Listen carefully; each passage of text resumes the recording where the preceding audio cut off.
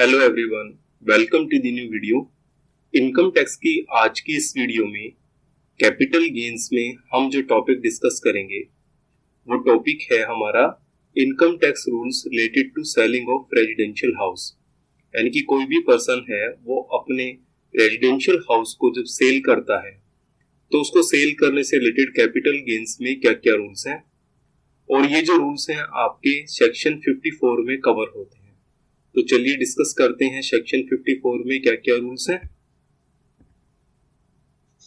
तो सबसे पहला पॉइंट आता है इसमें कि कैपिटल गेन जो आपका अराइज हो रहा है, capital gain arising on transfer of long term asset, यानी कि जो कैपिटल गेन अराइज हो रहा है आपका वो आपका लॉन्ग टर्म कैपिटल एसेट को ट्रांसफर करने के कारण हो रहा है।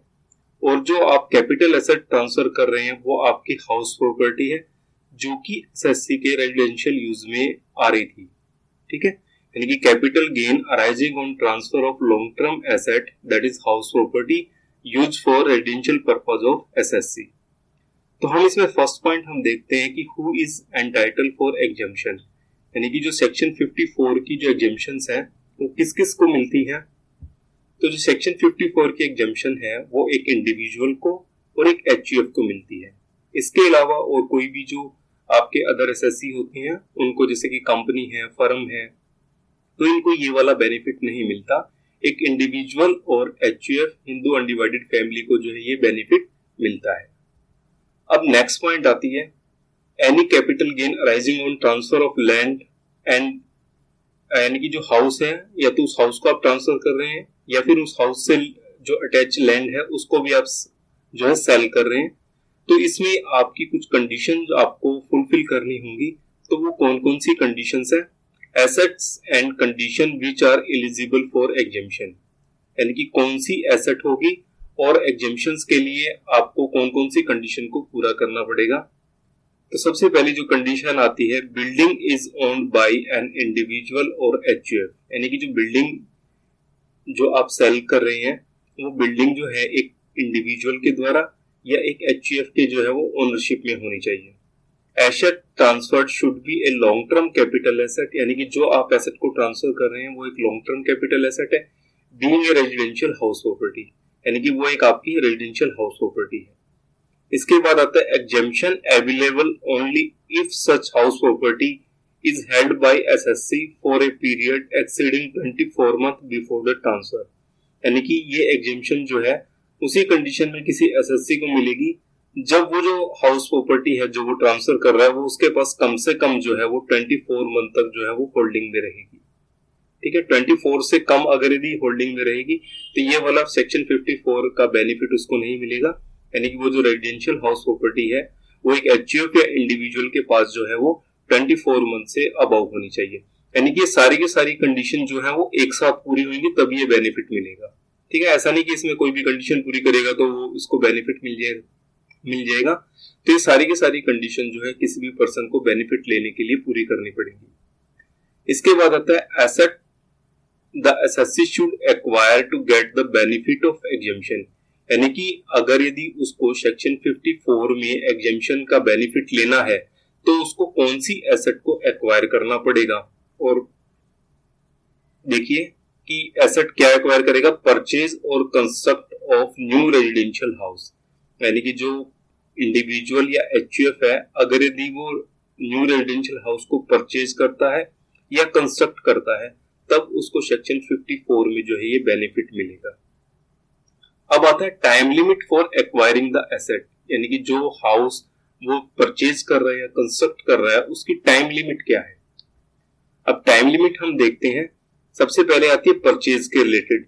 तो अगर यदि परचेज करता हो न्यू रेजिडेंशियल हाउस को इंडिया में तो जब वो ट्रांसफर करता है एसेट को उसके 1 साल पहले या 2 साल के बाद जो है वो नया परचेज कर लेता है। ठीक है, समझ में आ गया। यानी कि अगर यदि वो हाउस परचेज करता है तो ट्रांसफर के 1 साल पहले या ट्रांसफर के 2 साल के बाद एक नया मकान खरीद लेता है। और अगर यदि कंस्ट्रक्शन करता है तो वो 3 साल में, यानी कि जिस डेट को वो ट्रांसफर करता है उसके विदिन 3 ईयर जो है ऐसा कंस्ट्रक्शन जो है वो कंप्लीट कर देता है, तब ये उसको बेनिफिट मिल जाएगा। अब आते हैं हम इसमें कि क्वांटम ऑफ एग्जेम्पशन यानी कि उस पर्सन को जो है एचयूएफ या इंडिविजुअल को कितनी एग्जेम्पशन मिलती है।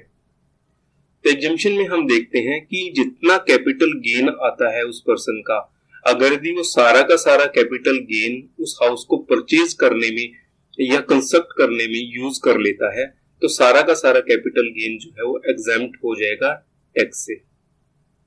If the amount of capital gain is excess यानी कि कैपिटल गेन ज्यादा है और जो कॉस्ट ऑफ न्यू हाउस है वो कम है, तो जो बैलेंस बच जाएगा वो टैक्सेबल कैपिटल गेन होगा। क्लियर होगी बात ये? यानी कि जितना भी आपका गेन होता है उस गेन से ज्यादा अगर भी आप मकान खरीद लेते हैं या बनवा लेते हैं तो कोई भी आपका टैक्सेबल कैपिटल गेन नहीं होता है। अगर यदि कैपिटल गेन ज्यादा है और मकान की कॉस्ट कम है तो वो जो रिमेनिंग अमाउंट हो जाएगी वो टैक्सेबल कैपिटल गेन हो जाएगा। इसके अलावा एसएससी को एक और ऑप्शन दी जाती है। वो ऑप्शन क्या है कि अगर यदि वो मान लीजिए पर्टिकुलर टाइम में अगर यदि हाउस को कंस्ट्रक्ट या परचेज नहीं कर पाता तो उसके पास ऑप्शन है कि वो अपने रिटर्न फाइल करने से पहले एक कैपिटल गेन अकाउंट स्कीम 1988 है जो आपके आईटीआर की ड्यू डेट होती है ना, उससे पहले वो कैपिटल गेन अकाउंट स्कीम 1988 में वो एक अपना अकाउंट खोलकर वो पैसा जमा करवा सकता है, तो भी उसको ये जो बेनिफिट है मिल जाता है। यानी कि 54 है, सेक्शन 54 में बेनिफिट लेने के लिए अगर यदि मान लीजिए वो परचेज या कंस्ट्रक्ट नहीं कर पाता मकान तो कैपिटल गेन अकाउंट स्कीम 1988 में वो अकाउंट ओपन करके अपने रिटर्न फर्निश करने से पहले ऐसी अमाउंट वो जमा करवा देगा। तो जितनी अमाउंट वो जमा करवाएगा वो सारी की सारी जो है वो आपके कैपिटल गेन में से डिडक्ट हो जाएगी। अब इसके बाद आता है कि ये जो एग्जेम्पशन मिलती है एक पर्सन को तो ये विड्रॉ भी की जा सकती है। तो विड्रॉ किन कंडीशंस में हो सकती है कि जो उसने मकान नया कंस्ट्रक्ट किया है और जो परचेज किया है, अगर यदि ऐसा कंस्ट्रक्ट किया हुआ मकान या परचेज किया हुआ मकान वो 3 साल के अंदर अगर यदि वो ट्रांसफर कर देता है, ठीक है, 3 साल में अगर यदि ट्रांसफर कर देगा तो जितना भी उसको बेनिफिट मिला था वो सारा का सारा बेनिफिट जो है वो टैक्सेबल हो जाएगा। और अगर यदि वो नई एसेट को सेल करता है उसके ऊपर अगर यदि प्रॉफिट आता है तो प्रॉफिट भी उसके लिए टैक्सेबल हो जाएगा। नेक्स्ट आती है इसमें tax on unutilised amount. Unutilised amount का मतलब क्या कि जो person capital gain account scheme में पैसा जमा करवाता है उसका क्या होता है। अगर यदि कैपिटल गेन अकाउंट स्कीम में जो पैसा जमा करवाया गया है उस पैसे का यूटिलाइजेशन वो 3 साल तक या 2 साल तक, यानी कि 2 साल तक तो परचेज करने के लिए और 3 साल तक जो है वो कंस्ट्रक्ट करने के लिए अगर यदि यूज नहीं करता है तो जब भी ये टाइम पीरियड फिनिश होता है यानी कि ट्रांसफर के विद इन 2 ईयर और 3 इयर्स का जो पीरियड जब भी फिनिश होगा तो उस अमाउंट को जो है हम taxable long term capital gain में कंसिडर करेंगे। ठीक है, जो amount capital gain account scheme में जमा करवाएगा उसका यूटिलाइजेशन मकान को परचेज करने में और मकान को कंस्ट्रक्ट करने में, परचेज जो है 2 साल के अंदर और कंस्ट्रक्ट जो है वो 3 साल के अंदर कर लेगा। अगर यदि नहीं करता तो जिस भी ईयर में ये टाइम पीरियड फिनिश होएगा उस ईयर में ये जो है लॉन्ग टर्म कैपिटल गेन जो है हम इसको मान लेंगे।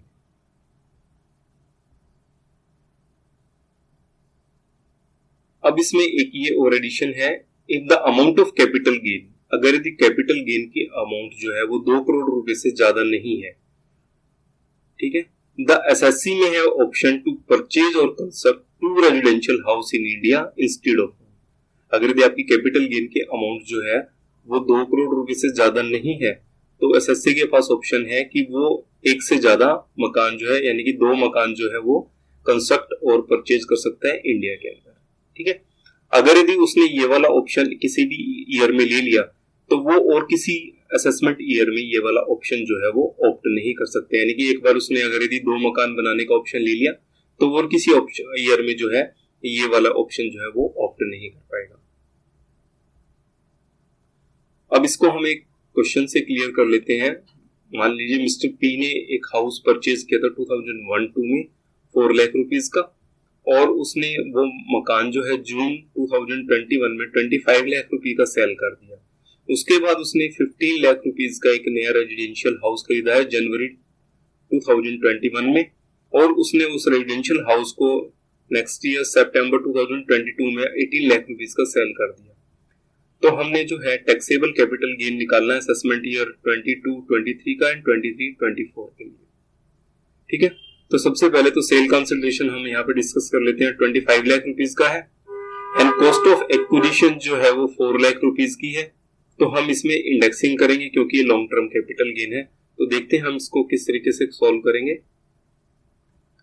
अब सेल कंसिडरेशन आ जाएगा 25 लाख रुपीज। अब ये इंडेक्स है आपका 2021-22 का, ये आपको मिल जाएगा।